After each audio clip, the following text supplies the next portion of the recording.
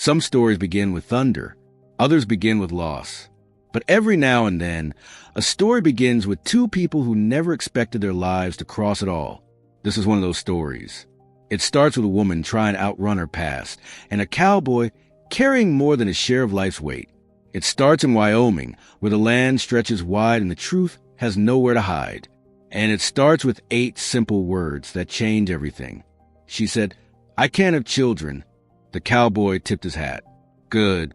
I've got enough for both of us." The sun dipped low over the Wyoming plain, bleeding orange across the endless stretch of land. A lone rider cut through the heat-shimmered horizon. Dust trailed behind him in a long, thin plume. Jesse Carver had the look of a man who had carried too much for too long. The lines around his eyes were not age so much as responsibility, carved deep. He was a widower, a rancher, and a father of 4. He loved all of it, but it left a man worn around the edges. His horse slowed as he approached the small rail town of Weston Ridge. He wasn't here for supplies or a drink.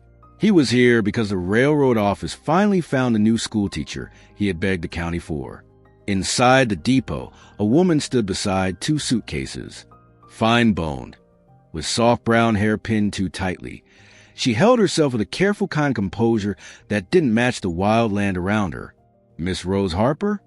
Jesse asked. She turned.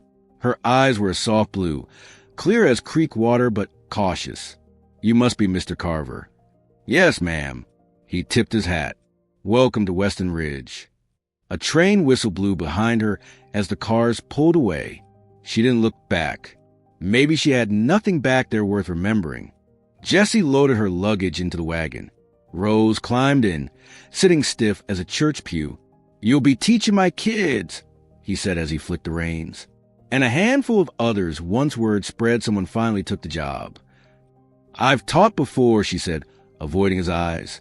"You run from someplace?" he asked in his blunt way. He didn't mean to be rude. He just didn't understand people who came west unless they were running from something. She looked out toward the open land. "You could say I needed a new start." Jesse didn't press. He knew that look. It was the look of someone hoping the wind would blow heartbreak clean. The wagon rattled across the prairie road. The world widened around them. Rose's tense shoulders eased by degrees. "It's very quiet out here," she murmured. "That's why most folks can't stand it," Jesse said. "Quiet leaves room for your own thoughts." But she looked like someone who needed that quiet. By the time they reached the ranch, the sky had turned lavender. The place wasn't huge, but it was alive. Corrals, a weathered barn, chickens everywhere, dogs barking, and children, so many children. A dark-haired boy burst out onto the porch. "Pa!" Olivia tried to feed the goat biscuits again. A girl chased after him. A toddler clung to the porch rail. Inside, a baby wailed with enough strength to shake the windows. Rose froze. Jesse chuckled. "Welcome to the Carver Ranch." "All of these are yours?" she asked. "Every last one." He said it simply, without pride or pity. "Lost their mama 3 years back. I'm doing what I can." He introduced her to Colt, Olivia, Parker, and baby Hannah. Rose knelt and spoke to each of them gently, as if she were afraid the moment might break. Kids always made her heart ache in a way she didn't like to explain. Jesse noticed, but he mistook it for fear instead of pain. "Don't worry," he teased. "They look wild, but they're good kids." "They're lovely," she whispered and meant it. 2 weeks passed in a blur of lessons, chores, squabbles, and laughter Rose hadn't heard in years. She was soft with the children, patient, steady. She even managed to calm baby Hannah when no one else could. Jesse saw the way his kids watched Rose, as if she carried a kind of peace they had been missing.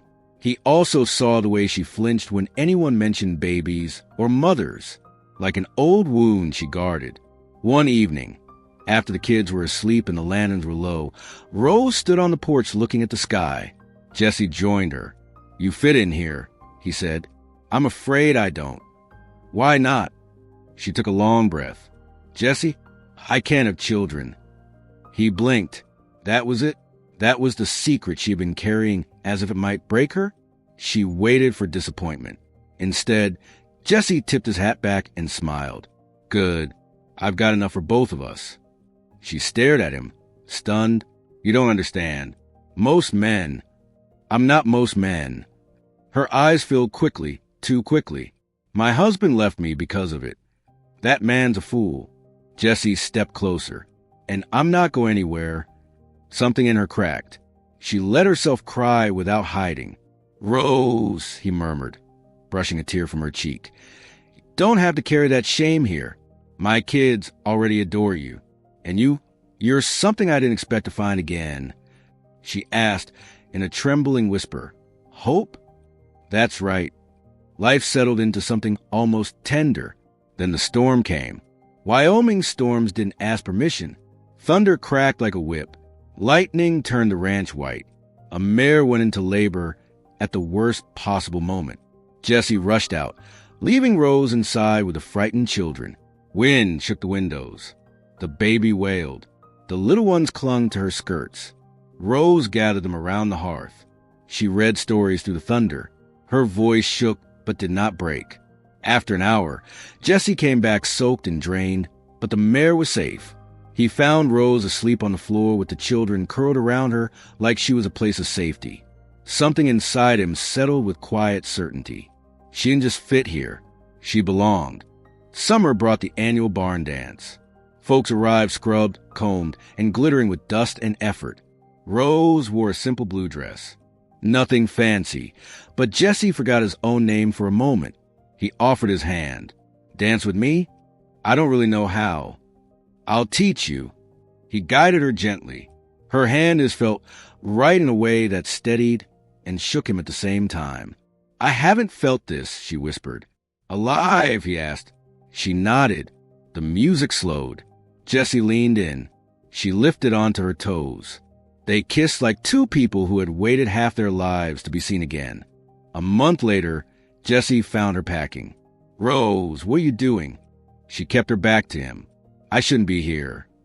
Why not? Because your children need a mother who can give them more siblings. Someone who isn't incomplete. Jesse stepped forward, firm and calm. My kids don't need more siblings. They need someone who loves them. And someone who loves me. That's you. Tears rolled down her cheeks. I'm afraid I'll never be enough. He cupped her face. You're already more than enough.